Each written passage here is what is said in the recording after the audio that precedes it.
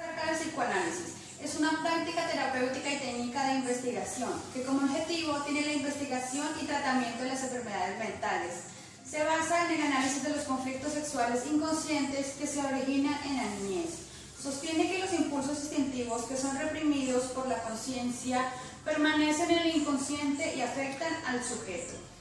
El psicoanálisis se refiere también a la terapia psicoanalítica, es decir, un conjunto de procedimientos y técnicas terapéuticas que se desarrollan en esta teoría para el tratamiento de patologías mentales.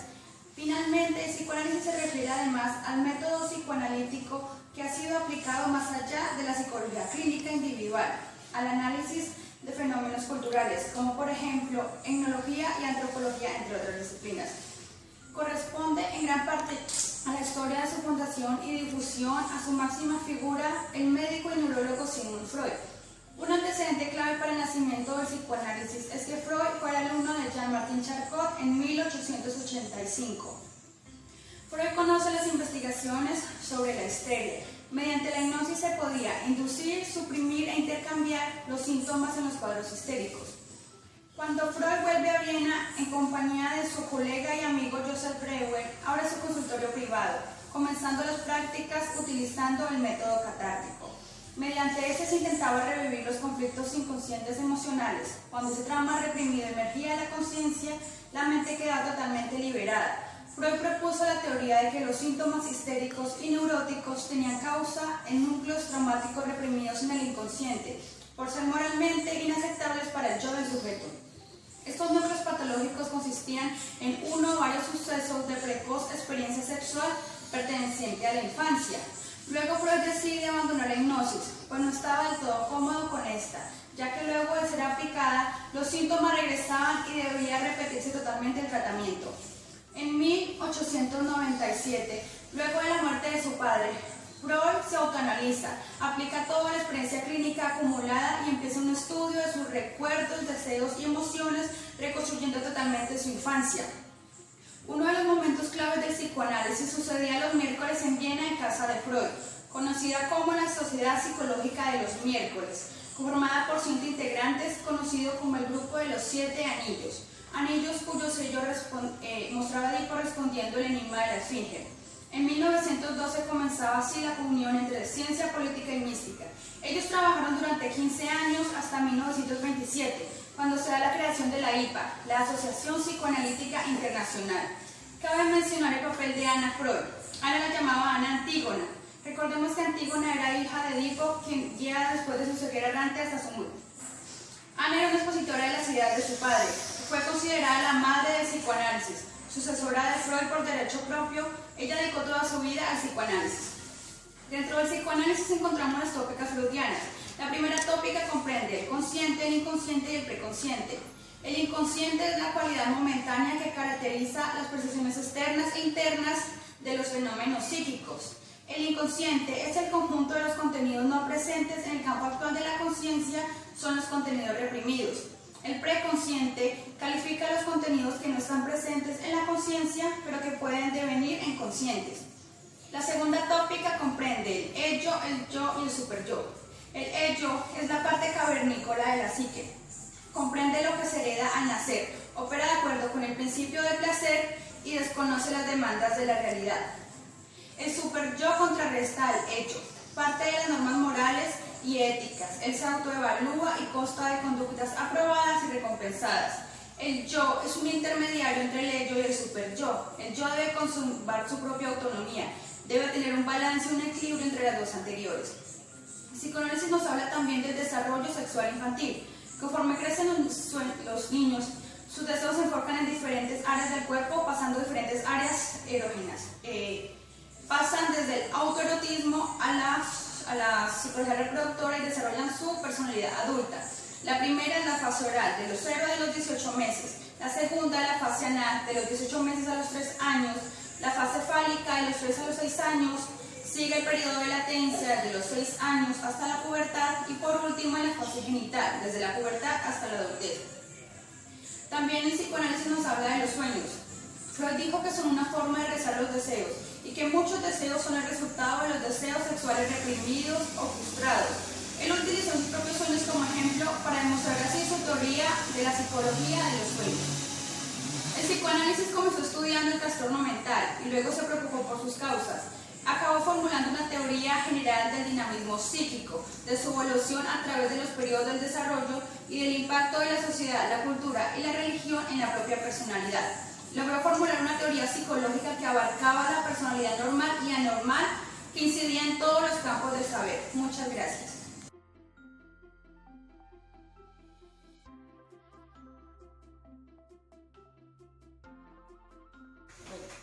Yo les voy a hablar del conductismo. A partir del siglo XX se da un desencanto en la psicología tradicional. Se cuestiona la introspección, la conciencia y la sensación.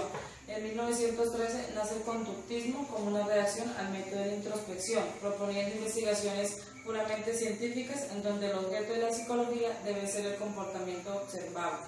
Entre sus principales representantes tenemos a Pavlov, Watson y Skinner. El fisiólogo ruso Iván Pavlov creó el primer laboratorio de psicología animal. Llevó a cabo varias investigaciones trascendentales acerca del proceso digestivo de los perros. Gracias a sus experimentos, Pavlov demostró por primera vez un caso de condicionamiento clásico. Pavlov notó que cuando ofrecía carne a los perros, estos salivaban. Entonces acompañó el ofrecimiento de carne con el tintinear de una campana, que normalmente no produce ninguna reacción particular en los perros. Asociando la campana con la comida, estos salivaban al solo escuchar el tintinear de la campana, lo cual conllevó a la teoría del condicionamiento clásico, es decir, que es posible a través de la repetición continua asociar un estímulo neutro a un estímulo condicionado, dando como resultado una respuesta condicionada. Watson es considerado el padre del conductismo. Se inspira en el trabajo estímulo-respuesta de Pavlov y sobre los reflejos condicionados. Afirma que la psicología no estaba interesada en la conciencia ni en la mente. En lugar de ello, estaría interesado solamente en la conducta. De esta manera, el ser humano podría ser estudiado objetivamente como las ratas y los monos. Watson afirmaba que la conducta es real y objetiva y práctica, mientras que la conciencia no puede ser observada. Watson demostró su teoría del condicionamiento clásico por medio de experimento con un bebé. El experimento consistió en familiarizar una rata blanca con el bebé. En el principio, el bebé jugaba con la rata, la tomaba entre sus manos y si no existía temor alguno. Alberto empezó a demostrar temor por la rata cuando cada vez que miraba a la rata un fuerte ruido era inducido, el cual le causaba a Alberto mucho temor. El comportamiento de temor de Alberto por la rata fue extinguido cuando Watson presentó a la rata a Alberto en repetidas ocasiones, sin que el ruido fuerte tomara lugar. Aunque algunos estudios dicen que el temor de la rata de Albert por la rata nunca fue eliminado del todo. Skinner es el psicólogo del conductismo. Sus investigaciones definen el comportamiento en términos, su relación con las variables del entorno que le preceden, luego de la difusión de la escuela pavloviana y el descubrimiento de los reflejos condicionados, propuso la teoría del comportamiento de castigos por medio de la corrección de conducta. Las respuestas que son recompensadas tienen alta probabilidad de ser recompensadas. Las respuestas que no son recompensadas son poco probables de repetirse. A esto lo llamó extinción. Las respuestas que son castigadas o de consecuencia no deseada, estas son eliminadas. A esto lo llamó castigo. La teoría del conductismo se concentra en el estudio de la conducta que puede ser observada y se puede observar y medir. Y en el sentido de que la respuesta a estímulo se puede observar cuantitativamente, ignorando totalmente la posibilidad de todo proceso que puede darse en el interior de la mente. Gracias.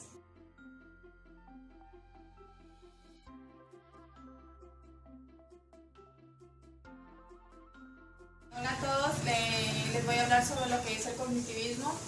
El cognitivismo se especializó en el estudio de los procesos mentales en cuanto al conocimiento y el pensamiento de las personas desde su nacimiento hasta su madurez. El interés de esta psicología cognitiva es doble. El primero es estudiar cómo las personas entienden o cómo logran interactuar con el mundo.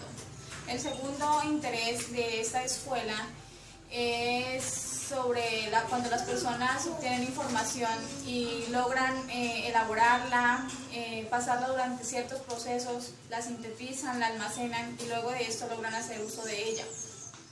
Podemos decir que el aprendizaje es la adquisición de nueva información y esta información se logra al interactuar con la realidad por medio de los sentidos.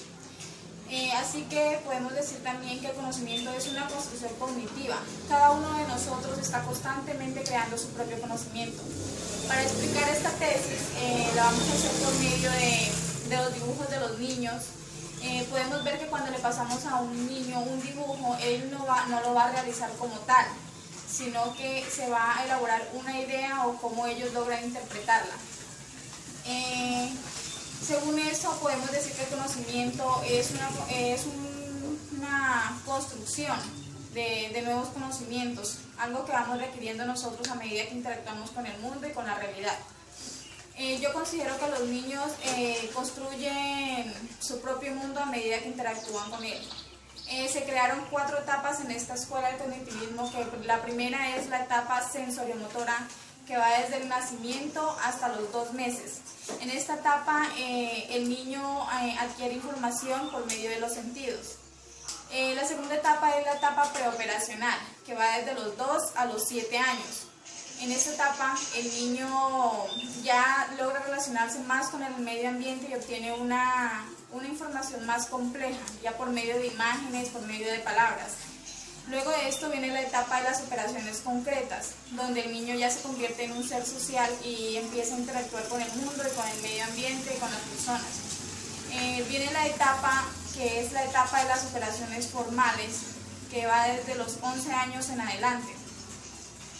El niño en esta etapa ya se convierte en un adolescente, ya logra una mayor abstracción de conocimiento y es ahí cuando ya logra ampliar su razonamiento.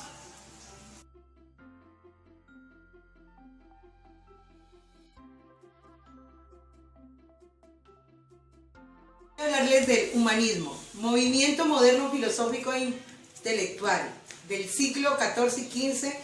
Nació en los Estados Unidos en el año de 1961. Este surge como el reduccionismo al psicoanálisis y al cognitivismo.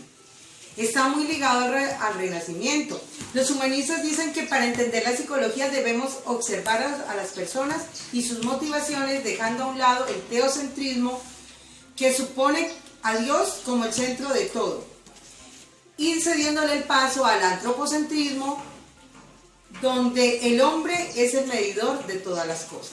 El humanismo se enfoca en la salud integral de las personas, resalta la dignidad del individuo, se preocupa por su estado mental, él está muy pendiente de la felicidad, de la satisfacción personal, entre otros muchos más valores.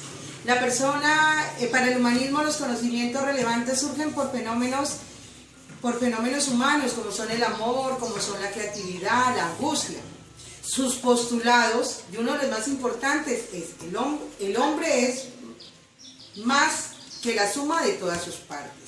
Vive consciente de lo que dice, lo que hace, es capaz de tomar sus propias decisiones y está orientado a conseguir siempre unas metas para encontrar la autorrealización. Los dos exponentes más representativos en este movimiento son Carl Rogers y Abraham Maslow. Abraham Maslow establece la jerarquía de necesidades en 5 niveles. Entre esos 5 niveles tenemos la pirámide de Maslow. Entre esos tenemos los fisiológicos, los de seguridad, pertenencia, estigma y los de la autorrealización. Entonces podemos decir que entre los fisiológicos tenemos las necesidades del ser humano, como son el hambre, como son su necesidad de vestir, su necesidad de tener alimentos, el agua, el oxígeno. Una vez solucionado este nivel, podemos pasar al segundo, que es el de la seguridad. En este pudiéramos hacer énfasis en que el hombre necesita una vivienda, una estabilidad, un trabajo, una jubilación de ser posible.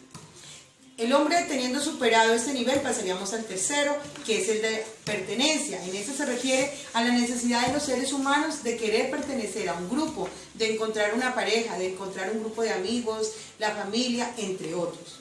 Una vez superado este nivel y estando ya realizados los anteriores, vamos al de la estima. Ese ya netamente es con nosotros mismos, con nuestro autoestima. El deseo de sentirnos bien, de estar bien físicamente, de querernos organizar, arreglar y sentirnos tranquilos con nosotros mismos tal cual somos. Y una vez superando estos 4 anteriores pasamos al máximo, que es el de la autorrealización. En este pudiéramos incluir ya nuestro proyecto finalizado. Tenemos valores, hemos estudiado, hemos aprendido. Uno, por lo menos en el caso mío, sería terminar esa carrera. Eso sería una autorrealización para mí.